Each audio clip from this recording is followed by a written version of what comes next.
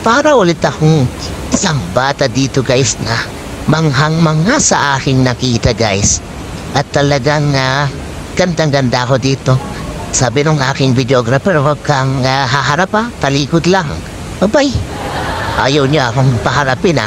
Teka, sayang naman yung gwapo ko. Yung... Okay lang. At least maganda yung background, diba guys? Oh? Tingnan nyo naman ang bundo ko. Tapos yung falls. O diba? Ang ganda guys. Talagang tuwang-tuwa ako dito.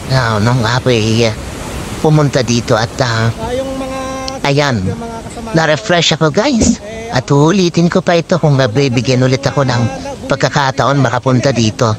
Sinulit ko na lang guys yung aking pagpunta dito kasi yun nga, who knows diba, baka di na tayo mabigyan pa ng isang pagkakataon makabisita dito.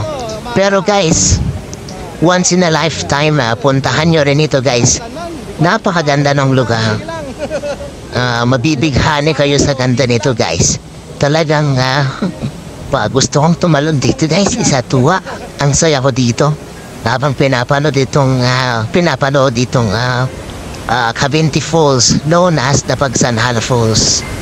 Tara guys, schedule nyo na yan. Punta na kayo dito.